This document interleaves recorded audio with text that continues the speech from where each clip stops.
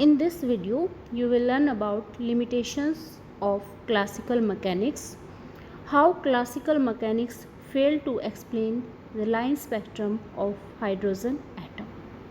Classical mechanics hydrogen atom के line spectrum को explain क्यों नहीं कर पाए, ये आप इस वीडियो में जानेंगे। सबसे पहले तो लाइन स्पेक्ट्रम होता क्या है, हाइड्रोजन एटम का लाइन स्पेक्ट्रम कैसे होता है। Hydrogen is the simplest atom. इसमें इसके 3 आइसोटोप होते हैं H11, 12, 13 और हाइड्रोजन में सिर्फ एक ही इलेक्ट्रॉन होता है, बीच में न्यूक्लियस। सपोज यहाँ पर हम न्यूक्लियस कंसीडर कर लें और ये फर्स्ट लेवल, ये सेकंड लेवल, ये थर्ड लेवल, तो सिर्फ एक ही इलेक्ट्रॉन होता है। तो वो इलेक्ट्रॉन न्यूक्लियस के चारों तरफ रिवॉल्व करता है, तो वो n=1 वाली स्टेट में ही होगा। अगर उस इलेक्ट्रॉन को कहीं से एनर्जी मिल जाए तो वो इलेक्ट्रॉन इस n=1 स्टेट से सेकंड वाली स्टेट में जंप कर सकता है, थर्ड में कर सकता है, या ज़्यादा एनर्जी मिल जाए तो और ऊपर वाली स्टेट में भी जा सकता है। और जब वो इलेक्ट्रॉन एक्साइटेड स्टेट से, इन ऊपर वाली स्टेट से नीचे वाली स्टेट में वापस आएगा, मान लो इलेक्ट्रॉन जंप करके थर्ड स्टेट में चला जाता है, अब थर्ड स्टेट से मान लो वो सेकंड स्टेट में आता है, तो थर्ड और सेकंड के बीच में जितना भी एनर्जी का गैप है वो एनर्जी एमिट होगी in the form of electromagnetic radiations. तो जब इलेक्ट्रॉन ऊपर वाली स्टेट से नीचे वाली स्टेट्स में आएगा तो वो अपनी एनर्जी को इलेक्ट्रोमैग्नेटिक रेडिएशंस की फॉर्म में एमिट करेगा। अब ये जो एमिटेड रेडिएशन है, अगर ये विजिबल रेंज में लाई करती है तो आप इसको देख सकते हो, अगर ये इस रेंज में नहीं लाई करती तो इसको हम नहीं देख सकते। तो इसमें देखो, ये इसका ट्रांजिशन है। अगर मान लो इलेक्ट्रॉन 1 से सेकंड वाली स्टेट में चला जाता है, फिर वो सेकंड से वापस फर्स्ट में आता है, या मान लो थर्ड में चला जाता है, थर्ड से फिर फर्स्ट में ट्रांजिशन होता है, या फोर्थ से फर्स्ट में ट्रांजिशन होता है। मीन्स अगर फर्स्ट वाली स्टेट में ऊपर वाली किसी भी स्टेट से ट्रांजिशन होता है तो हमें एक सीरीज़ मिलती है लाइंस की। इस सीरीज़ को हम बोलते हैं लाइमन सीरीज़। अगर इलेक्ट्रॉन सेकंड वाली स्टेट में वापस जंप करके आता है, थर्ड से सेकंड में आ रहा है इस लेवल से इस लेवल में, या फिर फोर्थ वाले लेवल से सेकंड वाले में आ रहा है, फिफ्थ वाले से भी ये सेकंड वाले में आ सकता है, तो ये जो सीरीज हमें मिलती है this is known as Balmer series. Next is Paschen series, then Brackett series and then Pfund series. तो जो इसमें ट्रांजिशन है, नीचे वाला लेवल तो फिक्स हो जाएगा, जैसे लाइमन सीरीज़ के लिए जो लोअर लेवल है या जिसमें ट्रांजिशन हो रहा है वो n=1 होगा, बाल्मर के लिए n=2, पास्चन के लिए n=3, ब्रैकेट के लिए 4, पीफंड के लिए n=5 होगा। इसमें जो बाल्मर सीरीज होती है सिर्फ यही एक ऐसी सीरीज है जो विजिबल रेंज में लाई करती है, और एक्सपेरिमेंटली आप इस सीरीज़ को देख सकते हैं। इस सेमेस्टर में आपके प्रैक्टिकल्स में भी ये एक्सपेरिमेंट है to determine the Rydberg constant with the help of hydrogen gas discharge tube. तो ये आप एक्सपेरिमेंट में भी करेंगे। जो लाइमन सीरीज हैं, पास्चन सीरीज हैं, ब्रैकेट पीफंड, ये विजिबल रेंज में लाई नहीं करती हैं। अब ये देखो, आप लाइमन सीरीज़ कौन से रीजन में लाई करेंगी। आपका जो स्पेक्ट्रम था बेटा, ये हम ऑलरेडी डिस्कस कर चुके हैं, रमी UXY।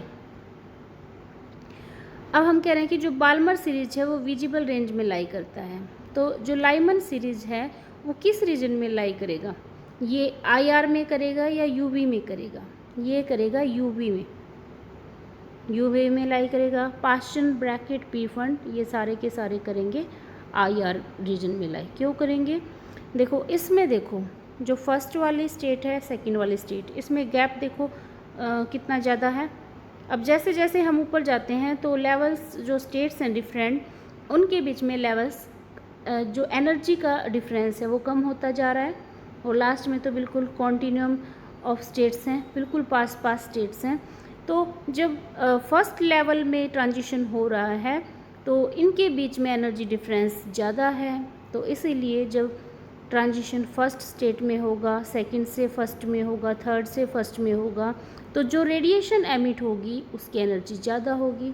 और यहाँ से आप देख रहे हैं कि यूवी की एनर्जी विजिबल से ज़्यादा होती है और आईआर की इससे कम होती है, क्योंकि ये जैसे जैसे हम ऊपर जाते हैं तो इनकी जो एनर्जी का डिफरेंस है, डिफरेंट लेवल्स की एनर्जी का डिफरेंस, ये वाला गैप देखो फिर और कम हो गया, फिर और कम हो गया, तो एनर्जी का गैप कम होता जाता है।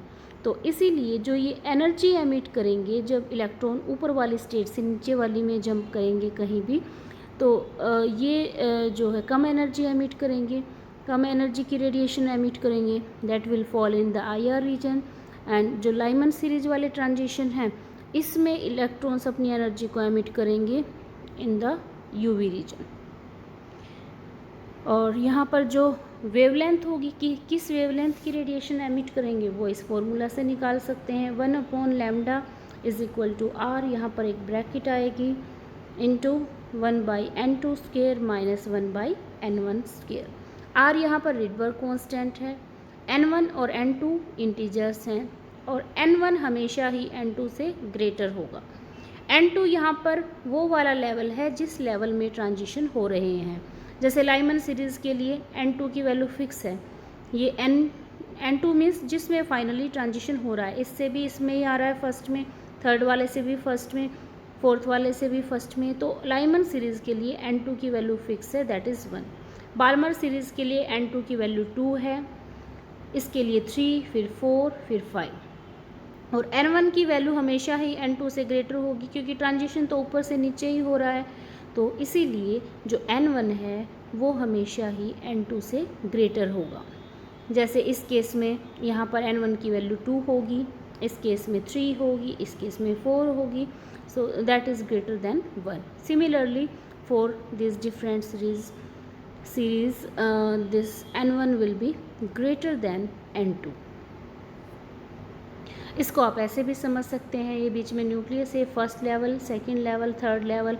जैसे अभी मैंने बताया था कि ये फर्स्ट लेवल में आएंगे ट्रांजिशन के बाद तो लाइमन सीरीज़ मिलेगी, अगर सेकंड लेवल में आ रहे हैं ट्रांजिशन के बाद इलेक्ट्रॉन्स तो बाल्मर सीरीज, फिर पास्चन, ब्रैकेट, पी1। ये सिर्फ ऑर्बिट्स के फॉर्म में दिखा रखा है।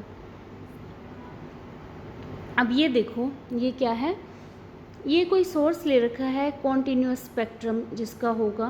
कॉन्टीन्यूअस स्पेक्ट्रम मीन्स जिसमें सारे के सारे कलर्स दिखाई देंगे और बिल्कुल लगातार दिखाई देंगे। क्लासिकल मैकेनिक्स इस हाइड्रोजन स्पेक्ट्रम को क्यों एक्सप्लेन नहीं कर पाई थी?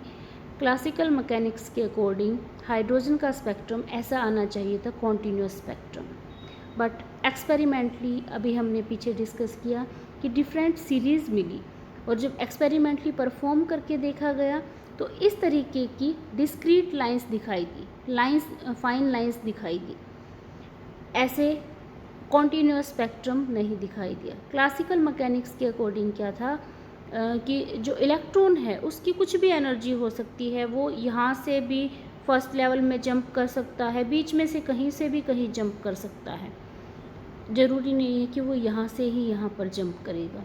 तो इसलिए जब इलेक्ट्रॉन जंप करेगा तो वो किसी भी वेवलेंथ की रेडिएशन एमिट कर सकता है, मीन्स इलेक्ट्रॉन यहाँ से भी जंप कर सकता है, यहाँ से भी जंप कर सकता है, कॉन्टीन्यूअस होगी उसकी एनर्जी, उसकी वो किसी भी एनर्जी की रेडिएशन को या किसी भी वेवलेंथ की रेडिएशन को एमिट कर सकता है, तो उसका जो स्पेक्ट्रम होगा वो कॉन्टीन्यूअस स्पेक्ट्रम होगा।